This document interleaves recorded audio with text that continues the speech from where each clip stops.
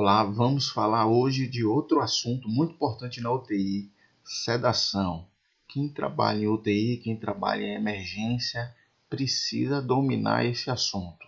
Então vamos fazer uma aula aqui bem caprichada para vocês ficarem por dentro desse assunto e tirar a maioria das suas dúvidas. Bom, vamos começar primeiro explicando o que é sedação. A sedação é um ato de redução temporária do estado de consciência induzido por medicação, tornando o paciente menos consciente do ambiente e de si. O que isso significa?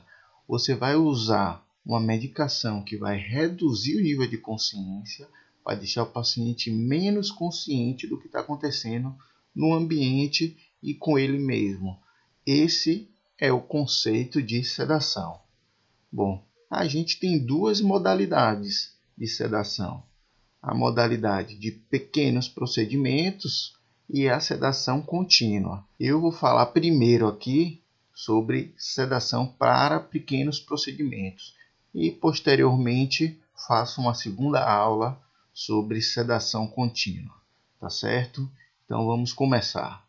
Primeiro, sedação para pequenos procedimentos consiste em administrar um sedativo ou uma droga com efeito dissociativo que pode ser associado ou não analgésico para induzir um estado que permita o paciente tolerar um procedimento desagradável.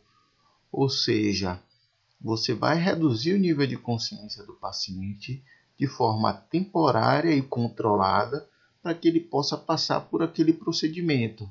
Mas quais são esses tipos de procedimento? Bom, a gente pode precisar sedar o paciente para intubação, para traqueostomia, para procedimentos endoscópicos como endoscopia, colonoscopia, broncoscopia. Você vai precisar sedar o paciente para fazer uma cardioversão elétrica, uma redução de uma fratura, um desbridamento de feridas e queimaduras, ou até fazer pequenos procedimentos como passagem de um catéter central, passagem de um catéter de diálise, um marca-passo. Então, são situações que você vai precisar reduzir temporariamente o nível de consciência. Então, o paciente reduz essa interação com o ambiente para que você consiga fazer esse procedimento. E são 3 propriedades importantes que a gente busca quando faz a sedação para pequeno procedimento. Primeiro é a amnésia anterógrada. O que é que isso significa? Naquele período peri-procedimento, que é desagradável para o paciente, você não quer que ele mantenha aquela memória, que ele lembre do que está acontecendo. O paciente que está fazendo uma endoscopia, uma colonoscopia, que está sofrendo uma intubação, essa medicação vai reduzir esse nível de consciência do paciente, ele vai ficar sonolento, mas também ele não vai lembrar o que está acontecendo naquele momento. A analgesia. Bom, nem todas as drogas sedativas têm efeito analgésico, mas quando você quer fazer uma sedação para o pequeno procedimento, você precisa também se preocupar com analgesia. Vai fazer uma traqueostomia, uma redução de fratura, que o paciente não sinta dor naquele momento, não que ele fique somente sonolento. É sonolência, amnésia e analgesia. A sedação, que é justamente esse paciente ficar mais sonolento. A sedação por pequeno procedimento não é só uma droga sedativa. Você precisa ter uma droga sedativa ou que a mesma droga tenha efeito analgésico e amnésico, ou você vai fazer associações para conseguir esses efeitos, tá bem? Agora eu vou falar de cada uma das principais drogas. O midazolam, o propofol, a ketamina ou cetamina, etomidato e a dexmedetomidina, que é o Precedex. Então, primeiro vamos falar do midazolam. Eu particularmente acho que o midazolam sofre um preconceito muito grande na terapia intensiva, nas emergências. As pessoas condenam muito o midazolam. e eu vou explicar aqui o porquê e particularmente eu gosto muito. Midazolam, ele tem uma ação nos receptores GABA. O que é que isso significa? Nossos receptores GABA são nossos principais receptores inibitórios.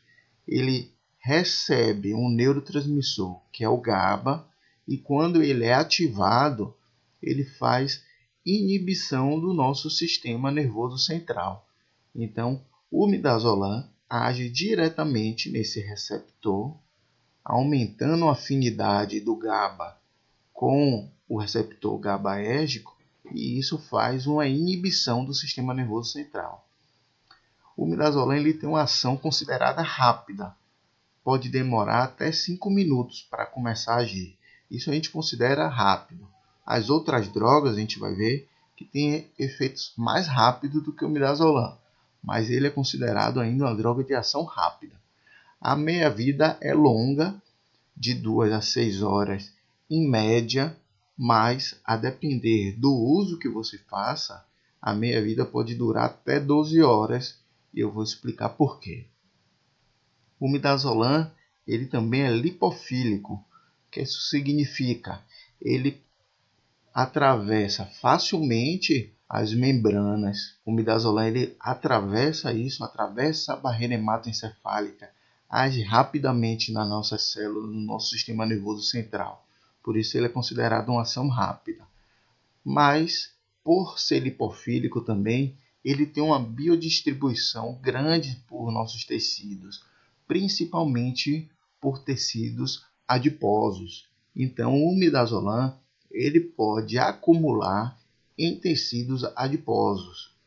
O que isso significa que quando você usa doses altas ou por período prolongado, você acaba tendo um acúmulo de midazolam, principalmente naquele paciente que tem aumento de tecido gorduroso, né? O paciente obeso ou o paciente idoso, que vai tendo uma substituição de massa magra por tecido gorduroso. A metabolização do midazolam é feita no fígado. Mas aqui tem um detalhe muito importante.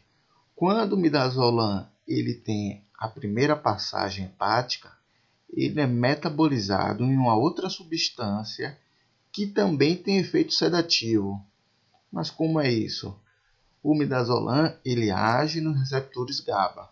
Quando ele é metabolizado no fígado, ou seja, quando essa molécula é degradada, parte desse metabólito consegue agir também nos receptores GABA, estimulando esse receptor, ou seja, o midazolam ele tem efeito sedativo e o metabólito dele também tem efeito sedativo. Isso é um dos principais mecanismos que faz o midazolam ser considerado um vilão. O que é que acontece? Bom, eu tenho um paciente que está usando o midazolam. Se eu usar durante muito tempo ou doses muito altas, eu vou ter uma biodistribuição, ele vai acumular no tecido gorduroso, ele vai ser metabolizado e o efeito dele vai sendo cumulativo, porque o metabólito também vai ter efeito sedativo. Então tem duas substâncias que estão inibindo o nosso sistema nervoso central, o midazolam e o seu metabólito. Somando a isso,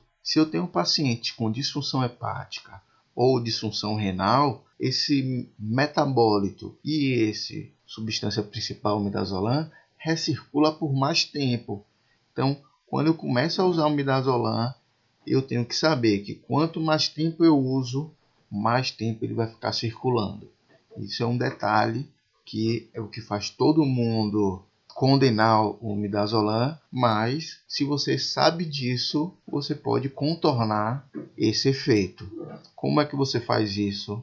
Bom, se eu hoje estou usando uma infusão, uma dose maior, eu posso amanhã diminuir essa dose. E assim o efeito dele sedativo não vai acumular. Mas eu vou deixar para explicar isso na frente em outra aula quando eu falar sobre sedação contínua, tá bem? Vamos lá. Aqui é o nosso receptor GABA. Ele é dividido em 5 subunidades. Por isso o midazolam ele age nesses receptores GABA, aumentando a frequência com que o cloro vai passar, aumentando essa hiperpolarização da membrana, dificultando que ela consiga se repolarizar.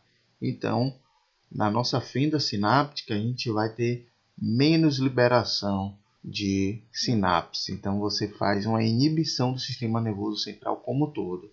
Então, o GABA é o nosso neurotransmissor inibitório.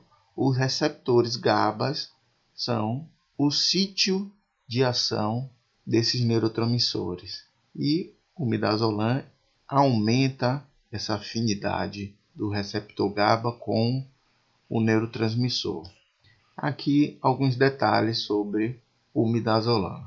Ele é miocardiodepressor. O que isso significa? Ele pode agir no nosso sistema cardiovascular, reduzindo essa resposta de contração cardíaca e de vasoconstricção.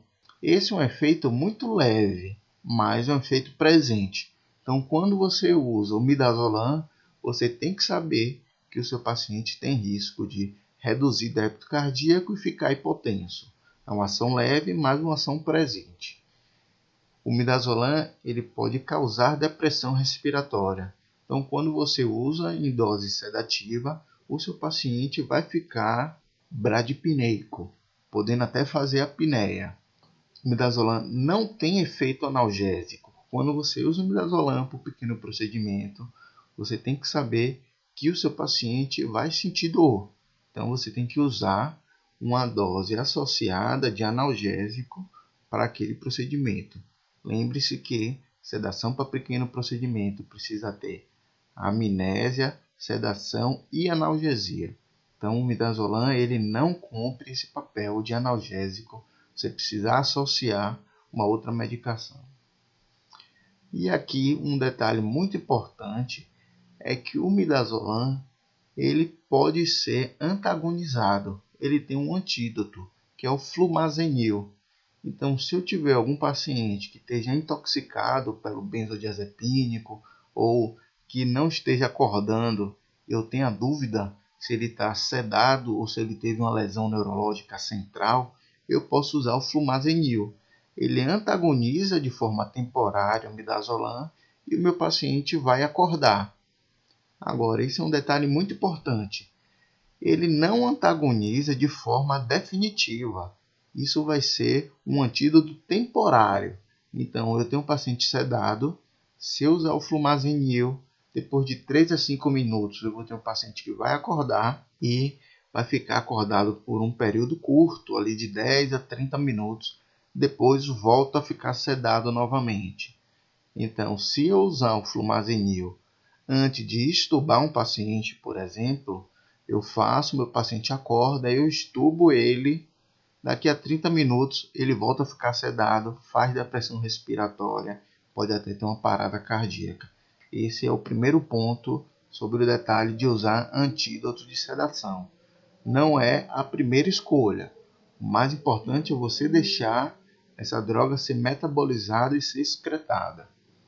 O segundo ponto sobre o flumazenil é que como o midazolam ele age num receptor que é inibitório, quando você antagoniza ele, você pode acabar fazendo um efeito contrário e tem um efeito excitatório. E isso pode precipitar a agitação e crise convulsiva. Então, quando você usa flumazenil, se o paciente já tem um risco alto de fazer crise convulsiva, mal epiléptico, você tem que saber que você aumenta mais ainda o risco desse paciente. Então, deve ser usado de forma bem pontual, com muita cautela, principalmente se você não sabe se o seu paciente tem um risco maior de fazer crise convulsiva, tá certo? Mas existe um antídoto e você pode usar. Bom, a dose do midazolam ela difere para bolos e contínuo. A gente quer de 0,05 a 0,3 mg por quilo em bolos, que é o que você faz para o pequeno procedimento. Aqui, para um adulto de 70 quilos, ia ficar em torno de 3 mg a 20 mg ou seja, uma dose bem variável. Como é que você vai escolher para o seu paciente? Se você vai usar 3 miligramas ou 20 miligramas ou qualquer valor entre 3 a 20? Bom, aqui um detalhe importante é que você tem que conhecer a droga, você tem que usar ela. Se você nunca usou, você vai ter dificuldade de definir no seu paciente qual é a melhor dosagem. Mas uma dica é, se o paciente for idoso, for frágil, comece com a dose menor e você vai aumentando se tiver necessidade. Mas se você tem um paciente que é mais jovem ou talvez já esteja um pouco agitado, você pode começar com a dose maior. Agora é muito importante que, como o tempo de ação é de 5 minutos, se você faz agora, o paciente fica um pouco sonolento e você precisar fazer mais um repique, mais uma dose, vai demorar mais 5 minutos para essas doses se somarem. Então você tem que ter muita paciência e esperar o efeito da droga, senão você vai estar fazendo um procedimento antes do efeito sedativo ideal, tá certo? Bom, vamos para a nossa segunda medicação, é o Propofol. Propofol ele também age nos receptores GABA, age em outra subunidade, mas também estimula que o GABA se ligue ao receptor. Aqui ele faz uma ação diferente. Enquanto o Dormonide aumentava a frequência de abertura do canal de cloro, o Propofol ele deixa o canal de cálcio aberto por mais tempo. Então o Dormonide aumenta a frequência e o Propofol prolonga essa abertura. Mas todos os dois vão aumentar a inibição do nosso sistema nervoso central. E podem ter ações sinérgicas, já que agem em subunidades diferentes. Tá bem? O Propofol tem uma ação considerada ultra rápida. 30 segundos ele já está agindo. Então é muito bom para você começar com a dose mais baixa. Se não melhorou, faz uma nova dose, porque você não vai precisar esperar muito tempo para essas doses se somarem. Tá bem? A meia-vida é curta, 5 minutos, pode ser até menos, a depender da dose. Fez o Propofol, fez o procedimento que você precisava fazer, parou de fazer o Propofol, o seu paciente acorda, tá? Também faz amnésia anterógrada, tá? Então ele vai acordar e não vai lembrar de nada, isso é muito bom. Um detalhe importante aqui do Propofol é porque ele é uma emulsão lipídica. Você percebe que o Propofol ele é branquinho, leitoso. Isso é porque ele é diluído em lipídio.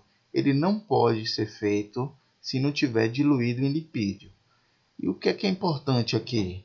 Primeiro, como ele é diluído em lipídio, a manipulação dele aumenta muito o risco de infecção, de crescimento bacteriano e crescimento fúngico. Então eu aspiro o Propofol, eu tenho que fazer logo. Eu não posso ficar manipulando muito. Além disso, ele pode aumentar o colesterol, ele aumenta a quantidade de caloria que o paciente consome. Cada ml aí equivalente a 1 quilocaloria, então é calórico também. E um detalhe é que ele não deve ser misturado com outras substâncias, tá certo? Bom, a metabolização do Propofol também é hepática e a excreção também é renal.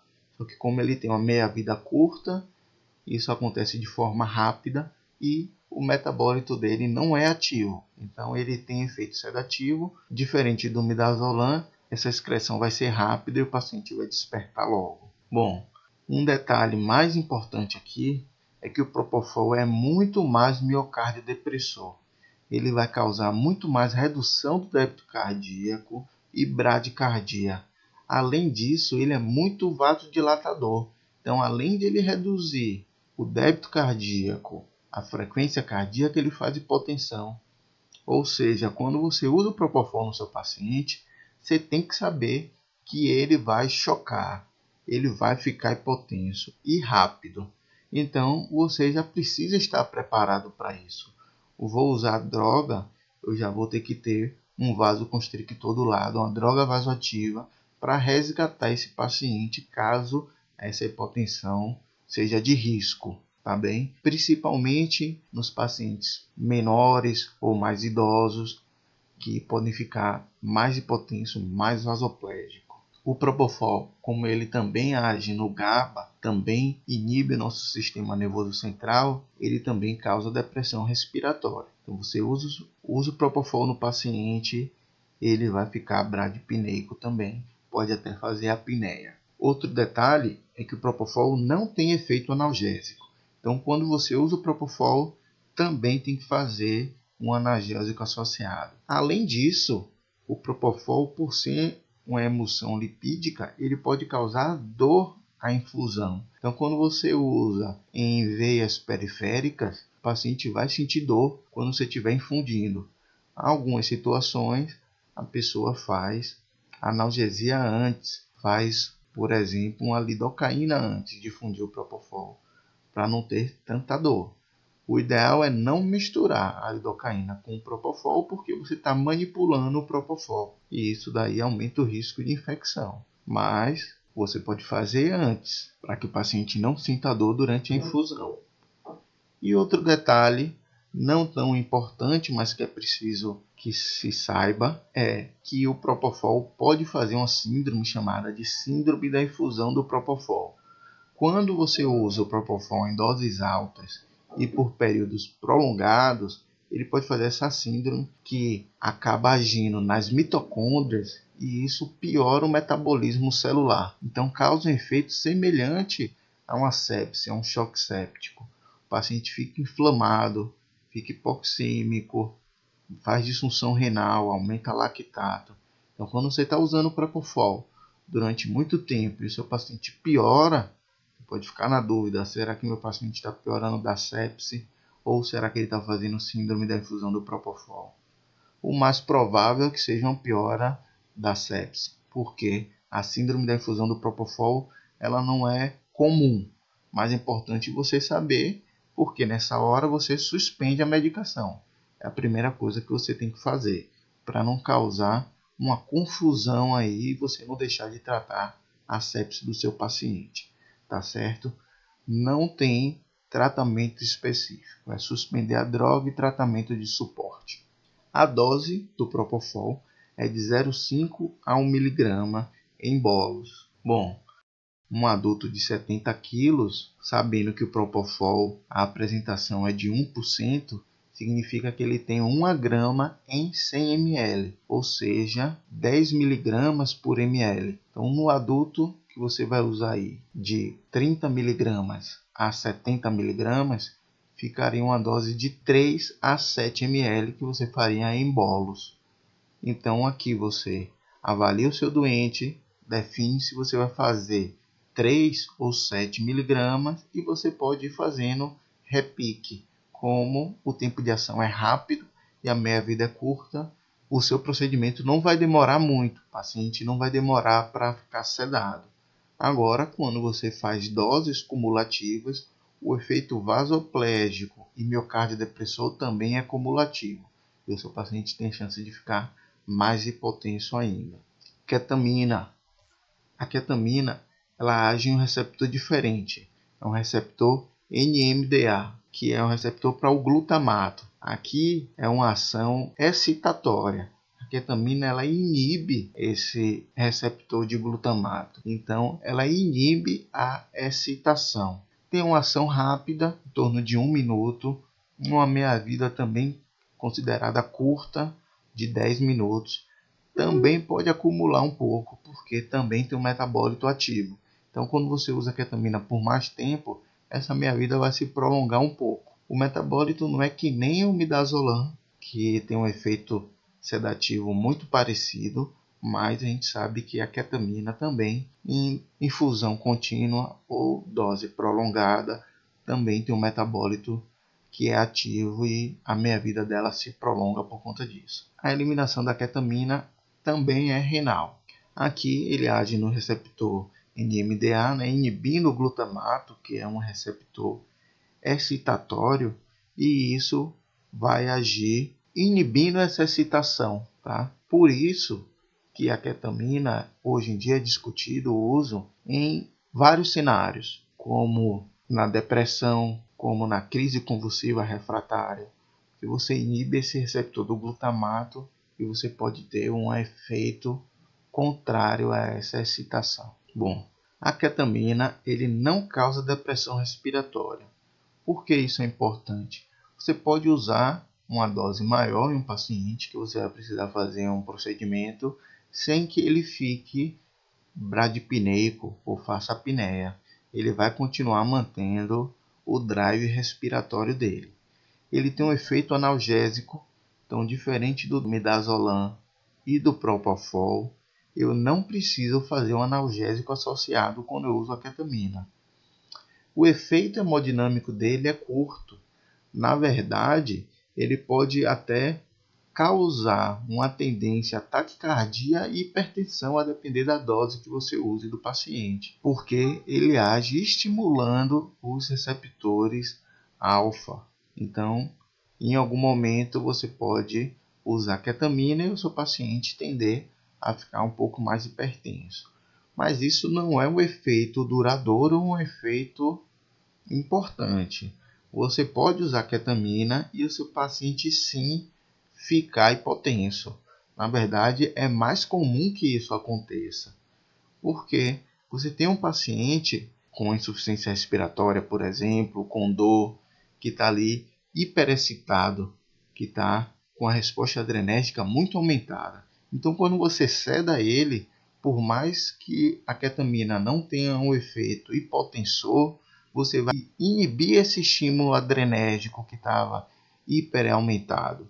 Então, a tendência é que quando você cede o paciente, ele tende a ficar mais hipotenso, tá? Apesar de que o efeito aqui da ketamina é menor do que com os outros sedativos, do que com o midazolam e do que com o propofol, tá certo? Outra coisa é a ketamina pode causar alucinação. Como ele inibe esse efeito do glutamato, o seu paciente ele tem uma desconexão entre o tálamo e o córtex.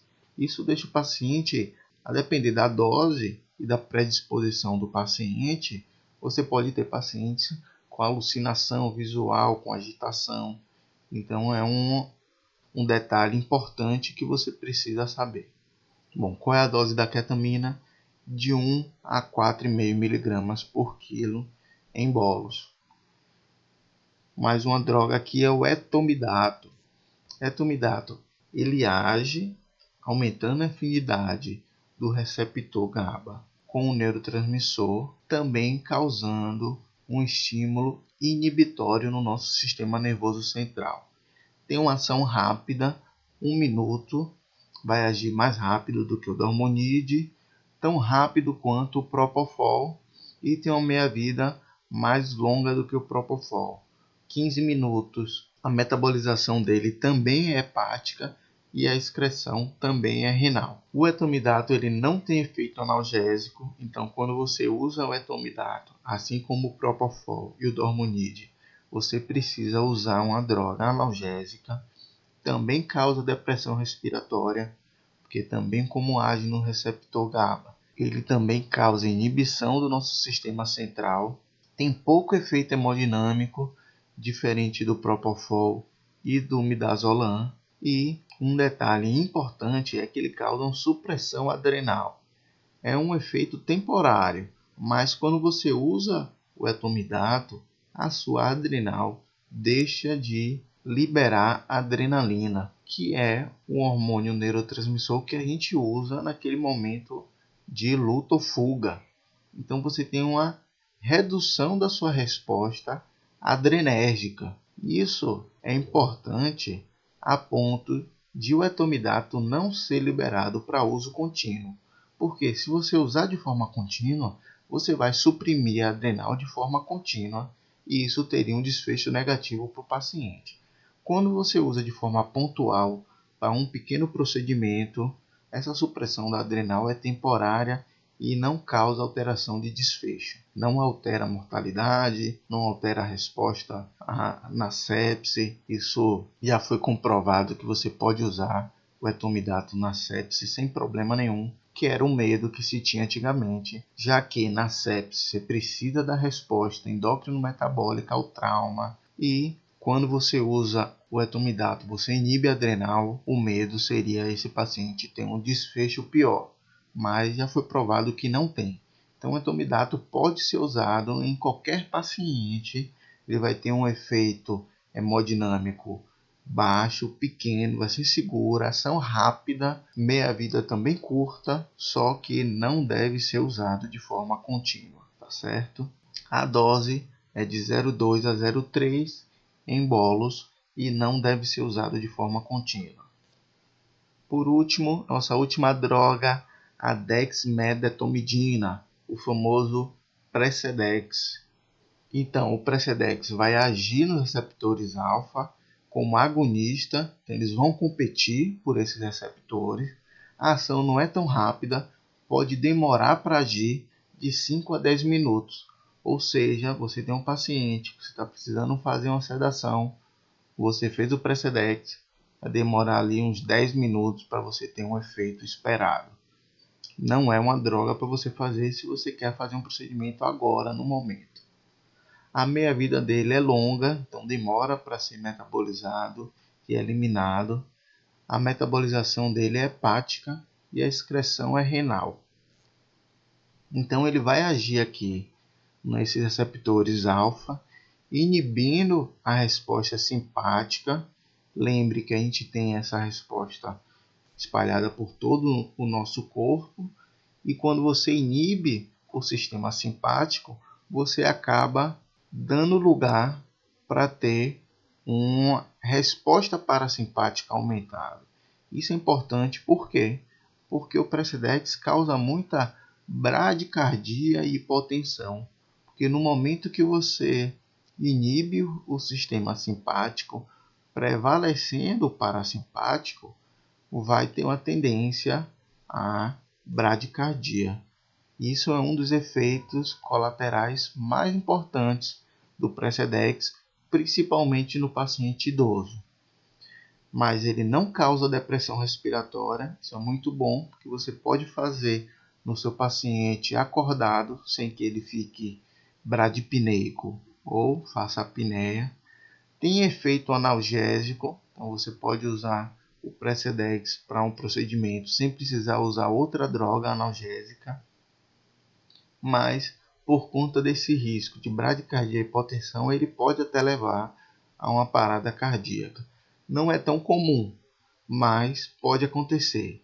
Para a gente evitar isso, a gente evita fazer o Precedex sem bolos.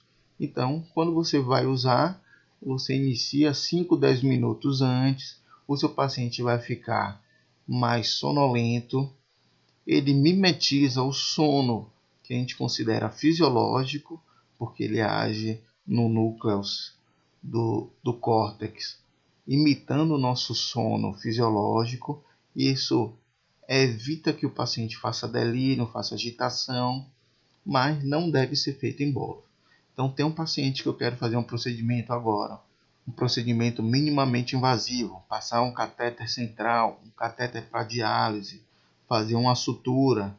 Eu posso iniciar o Precedex, esperar 5, 10 minutos. Quando o meu paciente começar a ficar mais sonolento, eu faço o procedimento. Não deve ser feito em bolos. Bom, a gente tem alguns grupos de risco, que significa que a gente precisa ter mais cuidado com esses pacientes por conta da biodisponibilidade da droga, da farmacocinética das medicações. O paciente idoso, paciente desnutrido, tem menos proteína. Então, quando tem menos proteína ligada à medicação, tem mais droga de forma livre circulando. Ou seja, o efeito da droga é maior. O paciente que já tem um débito cardíaco reduzido, principalmente as drogas que têm um efeito miocardiodepressor, como o Dormonide, o Propofol e o Precedex, e paciente com alteração da função hepática e renal. Lembre-se que todas as medicações que a gente falou aqui têm metabolismo hepático e excreção renal. Então, se você tem um paciente com disfunção hepática e disfunção renal, essa droga já tem que ser feita em doses menores. Uma atenção maior ainda para o midazolam, porque, como ele tem um metabólito ativo, o paciente que tem disfunção hepática, disfunção renal, ele vai recircular mais vezes. Não é um impeditivo, mas você tem que saber que todo paciente com disfunção hepática e disfunção renal tem que usar menos droga, o dormonide você vai usar menos ainda. Então, a dose reduzida. E alguns pontos de alerta, eu preciso manter a patência de via aérea do meu paciente, então eu posso colocar um Agedel, ou tem paciente que eu vou precisar entubar antes. Evitar depressão respiratória, não usar doses muito altas a ponto de meu paciente ficar bradipneico. Regular a hemodinâmica, eu já sei que a minha medicação tem tendência a piorar a hemodinâmica, ou o meu paciente já está instável, eu já deixo a droga vasoativa, eu já me preparo para essa hipotensão. E reverter de forma rápida e segura. É uma sedação por pequeno procedimento, eu espero que meu paciente acorde rápido depois. Eu não quero que meu paciente fique sonolento durante muito tempo. Tá bem? E qual droga eu uso para intubação orotraqueal? Esse é um procedimento diferente dos outros, porque aqui eu vou querer que o meu paciente cede suficiente para que eu consiga intubá-lo. Enquanto nas outras medicações você usa uma dose mais baixa, você quer que ele fique um pouco sonolento, para intubação eu preciso de uma dose maior, tá certo? Bom, vamos falar rapidinho aqui da sequência rápida, que não é o tema de hoje, mas só para a gente entender que existe uma sequência. Então eu preciso pré-oxigenar o meu doente, eu vou usar uma máscara não renalante ou uma bolsa máscara, o famoso AMBU. Nessa hora aqui da pré-oxigenação eu posso usar uma pré-medicação, inclusive a medicação que deixa o meu paciente menos ansioso. Eu vou usar o meu hipnótico, então tem que ser uma medicação que tem efeito sedativo. Aqui eu posso usar o etomidato, a ketamina, o propofol e o dormonide. Não posso usar o Precedex, porque o Precedex, quando feito em bolos, você tem risco de bradicardia, hipotensão e parada. O tempo de efeito dele demora em torno de 10 minutos, se você quer entubar um paciente agora. Você não vai esperar 10 minutos para agir e ele não tem um efeito hipnótico tão importante assim. Ele vai ter um efeito sedativo leve. Então, qual droga eu posso usar? Etomidato tem uma ação rápida, tem um efeito hipnótico importante e é seguro do ponto de vista hemodinâmico. Ketamina tem um efeito rápido, o efeito hipnótico dele é moderado. Eu posso ter um paciente que desoriente, agite, tem alucinação, mas tem um efeito hemodinâmico também controlado. Propofol, tempo de ação rápido, tem um efeito hipnótico muito bom, seu paciente vai ficar bem sedado, meia-vida muito curta também. Você suspende e o seu paciente vai despertar logo. Mas tem um efeito hipotensor importante. Faz vasoplegia, faz miocardiodepressão. Sendo assim, se eu for usar o propofol, já tenho que ter uma droga vasoativa para administrar no meu doente. Por último, o dormonide, o midazolam. Tem um efeito mais lento, vai demorar mais do que o etomidato, a ketamina e o propofol, mas tem um efeito hipnótico bom, importante.